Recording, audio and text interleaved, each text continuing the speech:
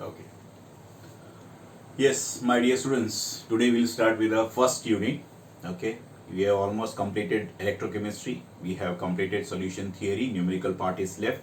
Now we start with the theory of unit 1, that is solid state chemistry. Okay. That is the first chapter of the NCERT textbook. Now here, unit 1, solid state.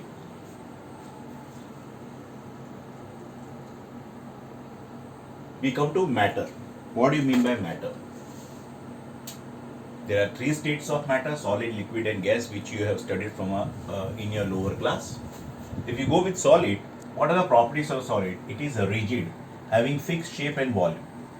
Intermolecular distance are short. Intermolecular forces are strong. Constituent particles, that is atoms, ions and molecules, have fixed position and they are incompressible. So these are the properties of solid. They are rigid, having a fixed shape and volume. Intermolecular distance are short, that means they are closely packed. Intermolecular distances are short means they are closely packed, they are very close to each other, there is very less interstitial space. Intermolecular forces are strong, there is force of attraction, very strong force of attraction is there, so they are closely packed structure. Constituent particles, that is atoms, ions or molecules, have fixed position, they do not change their position like liquid and gas, they are incompressible. Say for example, you take the wood or you take the piece of iron, you try to hammer it, they don't get compressed like a sponge.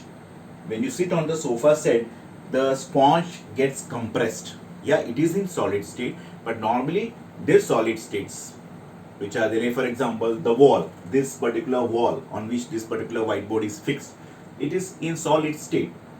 They are incompressible. Okay, they cannot be compressed at your will. Okay.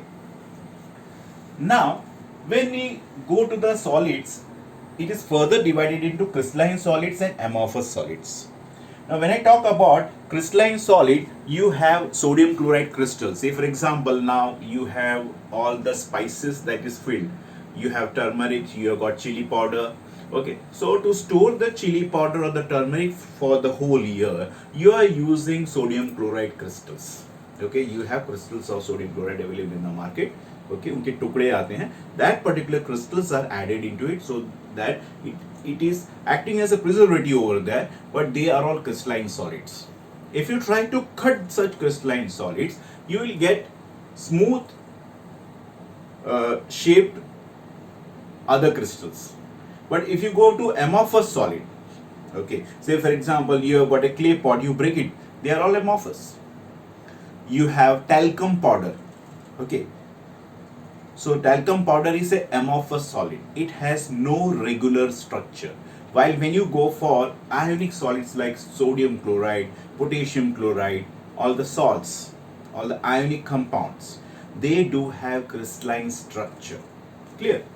Now here, when you come down to crystalline solids, again the property is they have definite shape, they got sharp melting point, cleavage property. That means when you try to cut a crystalline solid, you will have plain and smooth structure or pieces obtained. Heat of fusion is definite. Anisotrophic. Okay. If you now what is anisotropic and what is isotropic, I will explain you.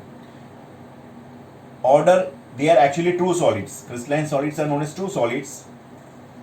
Order in arrangement of constant particles, they are long range order. Barabar. When you come to amorphous solids, it is just opposite.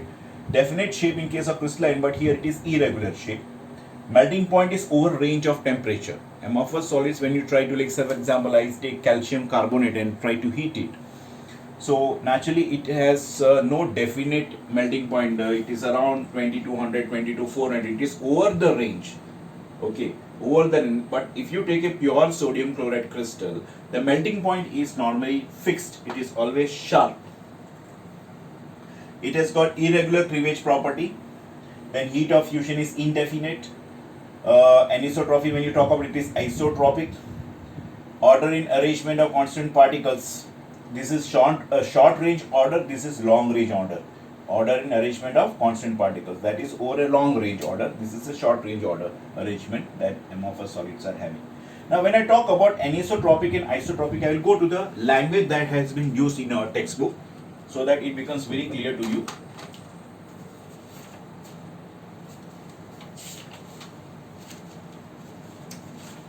See, in a book that they have given is, crystalline solids are anisotropic in nature. That is, some of their physical properties like electrical resistance or refractive index show different values when measured along different direction. So, physical properties like electrical resistance or refractive index, refractive index, not refractive index show different values when measured along different directions. Because when you try to measure from this particular direction, the refractive index may be different. When you try to measure from the other direction, the refractive index may be different. But in case of amorphous solids, it is not so. Okay, in case of amorphous solid, you see which property there? Isotropic. So what do you mean by isotropic?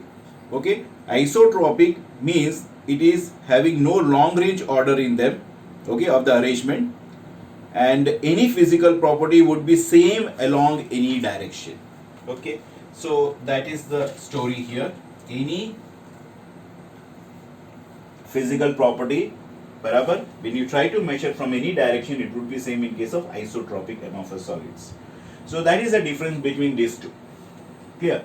Now we come to table 1.2, that is the summary of the whole theory that has been discussed. Okay, so when you talk about the table, you have talking about the types of solids, which contains molecular solids, which is further divided into non-polar solids, polar, hydrogen bonded solids.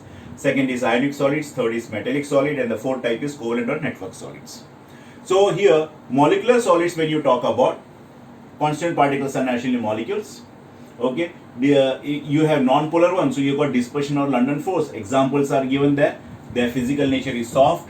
Their electrical conductivity is insulator, melting point is very low. When you come to polar, it has got dipole-dipole interaction, that is a force of attraction. HCl and SO2 are the example, they are soft, they are insulator in nature, they have got low melting point.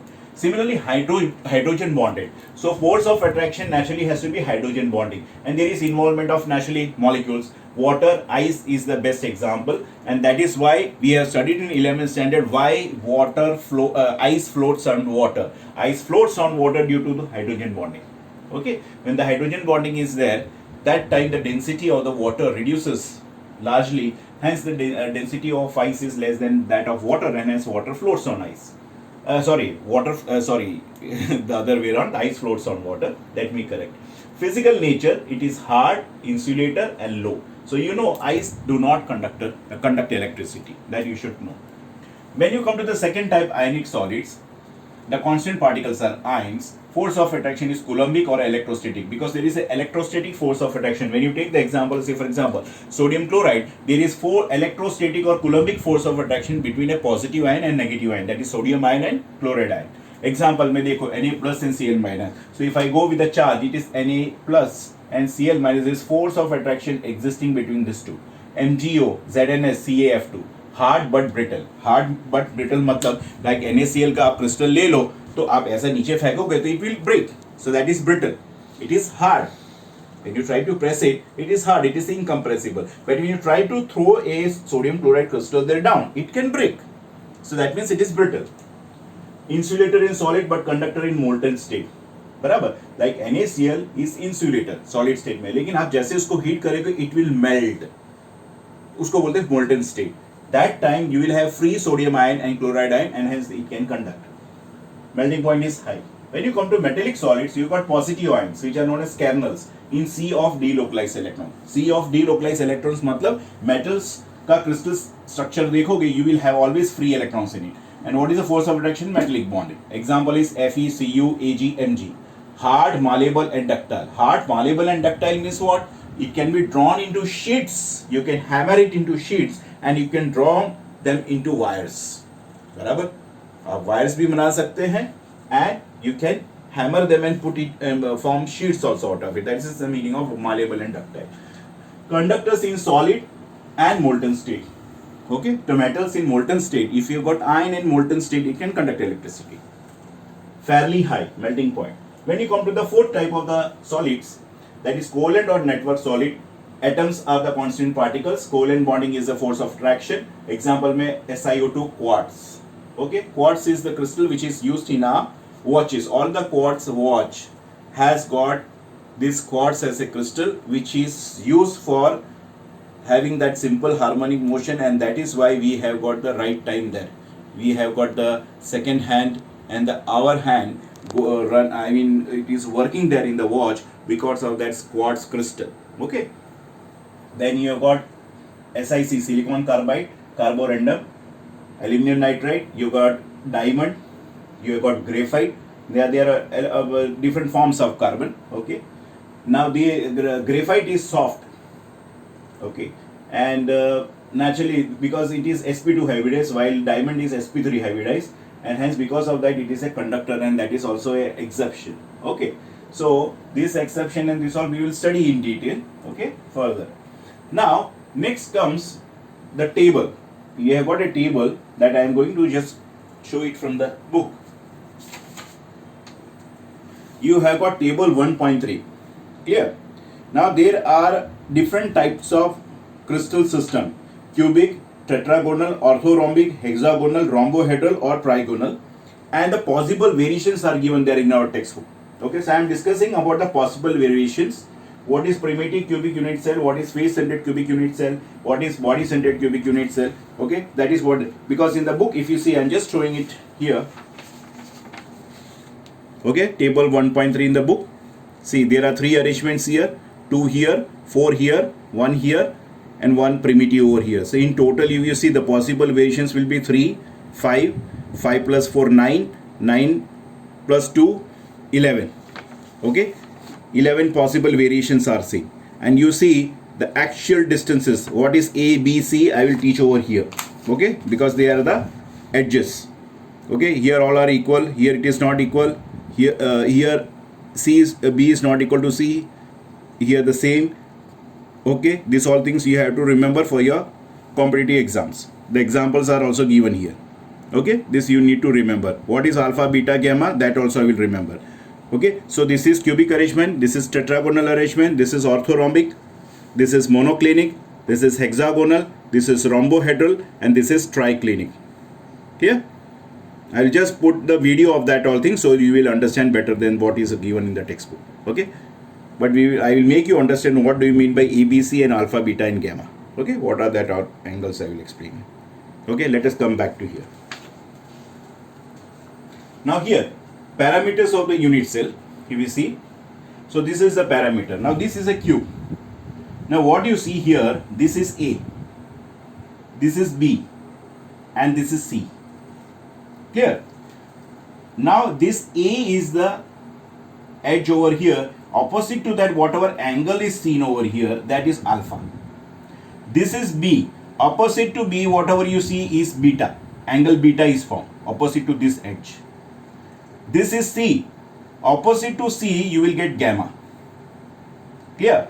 So in this case, A is equal to B is equal to C. It is a cube. Clear? Now this is a figure of primitive cube. Now when we come to face-centered cubic, this is not face-centered. This has to be face-centered. So there is a mistake there.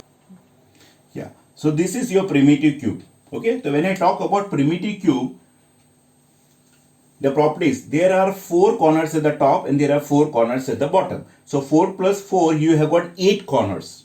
When you come to body-centered, there are 4 corners at the top, there are 4 corners at the bottom, where